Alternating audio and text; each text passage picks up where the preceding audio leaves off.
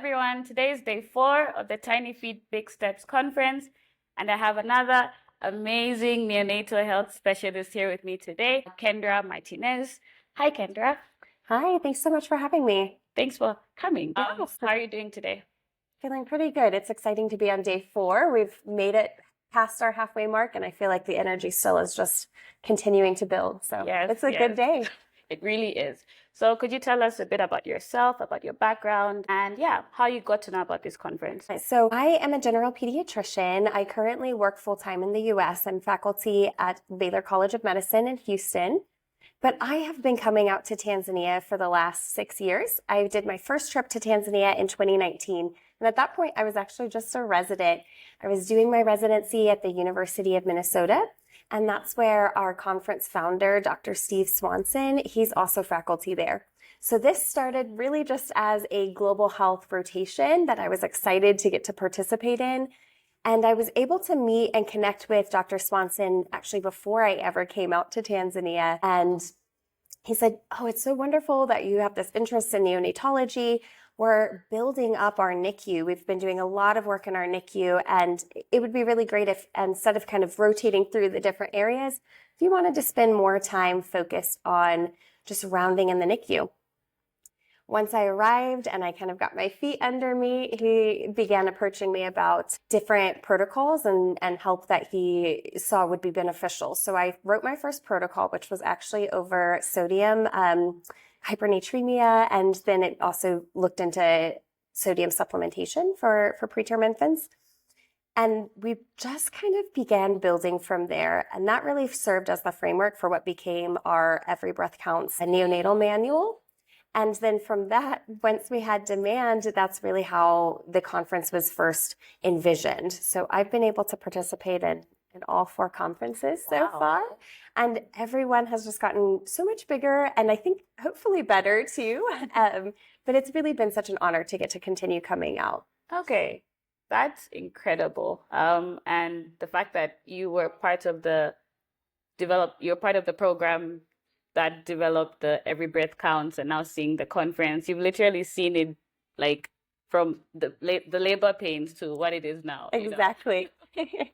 Okay, so with that in mind, looking at the fact that you were here from the beginning of the beginning and seeing it now be 4th conference 2024, could you share your reflections about how it's transformed through the years as someone who's been part of the organizing team? Yeah, I still look back at that first conference with awe and wonder that we were even able to pull it off, because from a leader instructor perspective, it felt like we just took everything we could, and at the last minute, with a lot of prayer and hope and maybe some good luck, and it did come together. And I remember still that feeling as we exited that first conference, just this adrenaline high, thinking, I can't believe we've done this.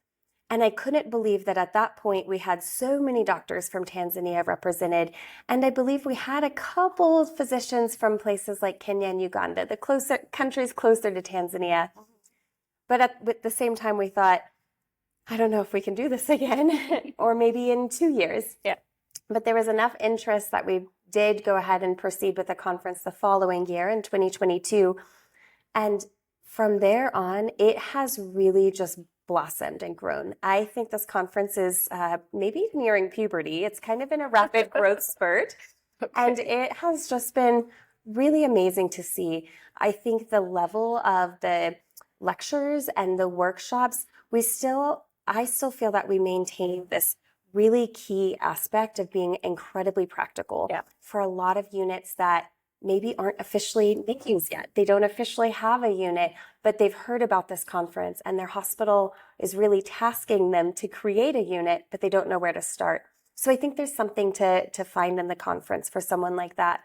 But for someone who has now come to the conference before, we've had people that this is now their 3rd year attending, and I always wonder, will I be able to provide anything new for them?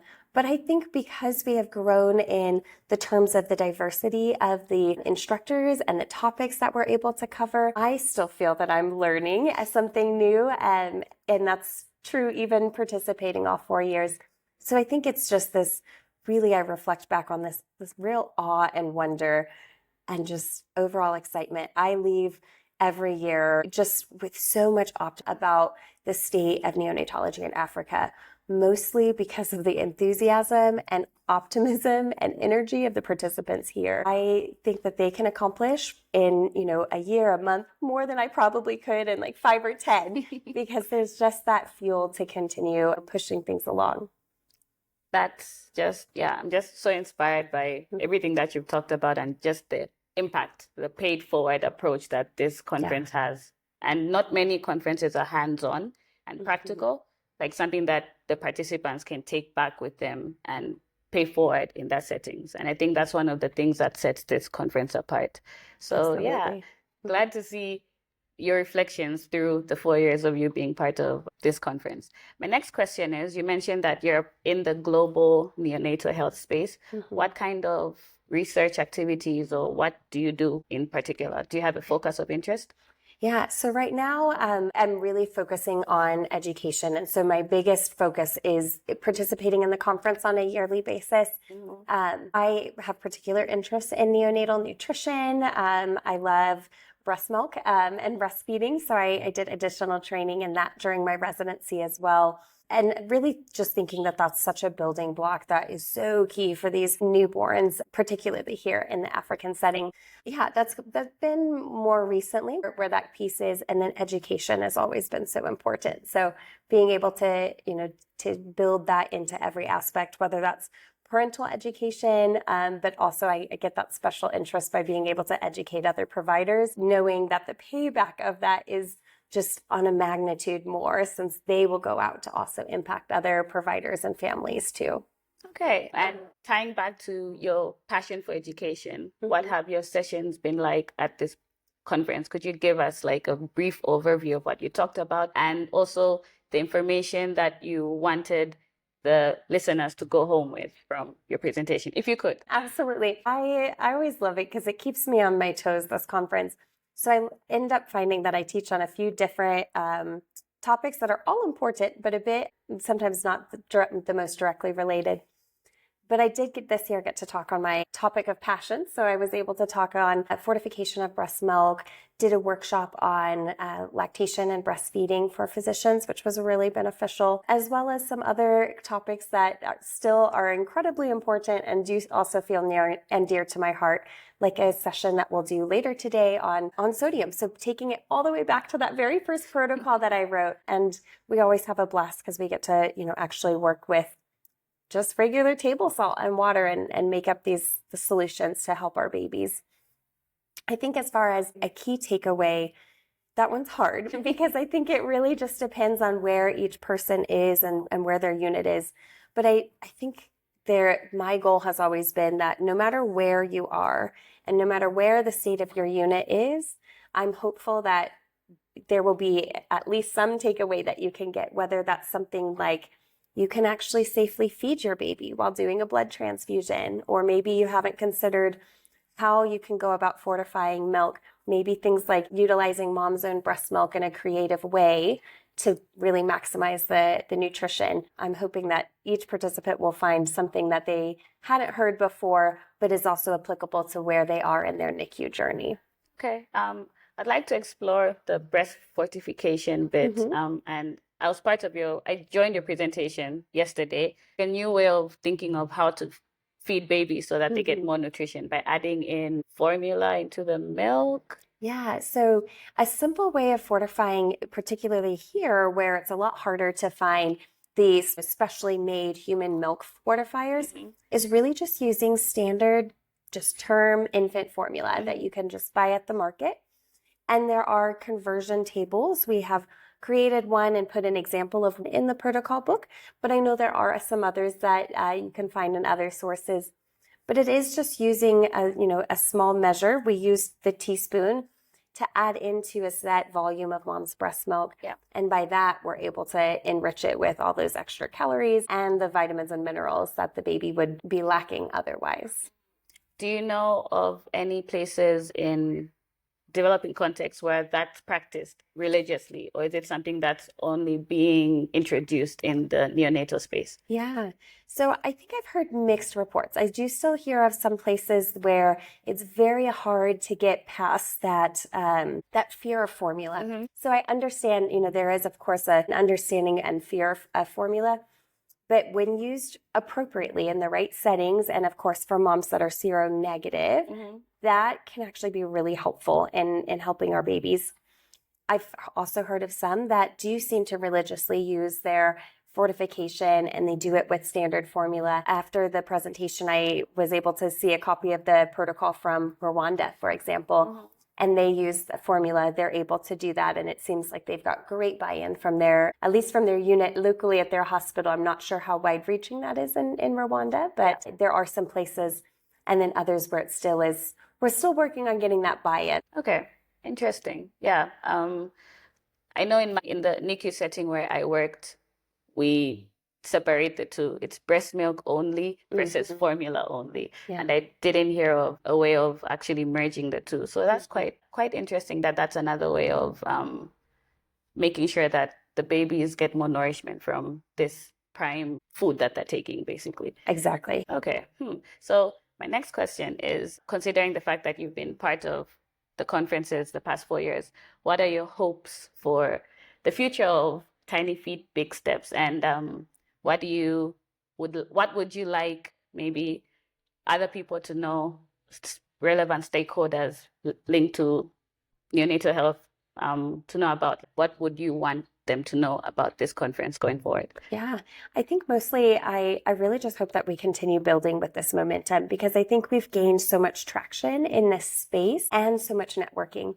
And that has really it almost feels like we're this building wave in the ocean that's just about to hit the shore.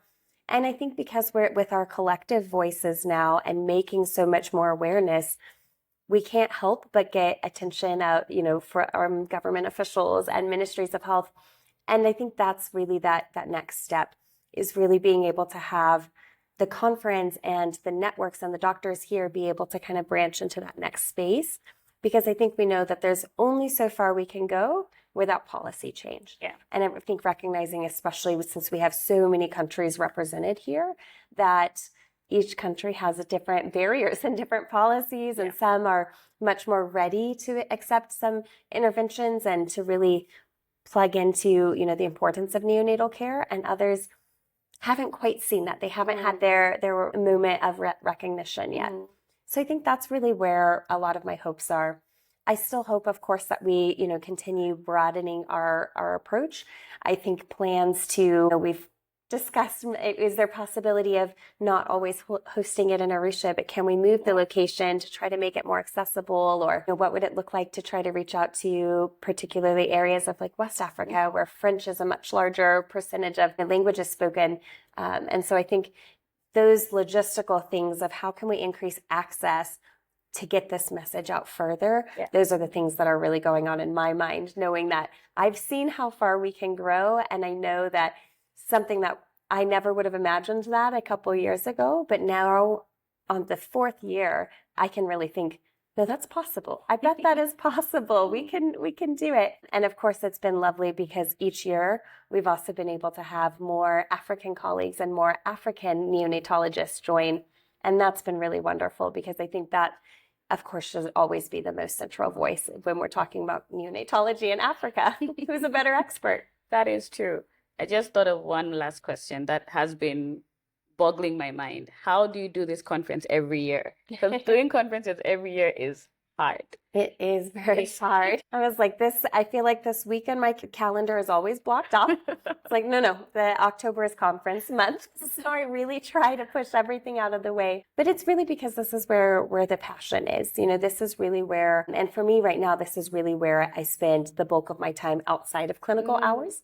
I do a lot of clinical shifts, so being able to pivot from that and really tie into that other passion with education makes it a lot easier to make the conference possible.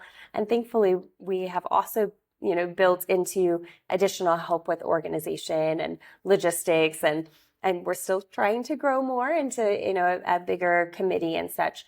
And that, I think, is also what makes it a little bit more feasible to do this each and every year. Amazing. No, that's just, I can't imagine planning this every year. And that's what literally what you do. Yeah. So it takes a lot of commitment and, like you said, passion. And it shows in just how the energy here is different. It's very relaxed, but also very, you know, scheduled. Things need to happen. Things will happen when they're supposed to happen, but still have fun and relax. And that's a hard Absolutely. balance. It's very difficult to do both. Okay, cool. So can I add your detail to the show notes, like your email? That would be great. Yeah, Okay, nice. absolutely. Thank you so much for meeting with me Thank today. you so much. I appreciated getting to be here.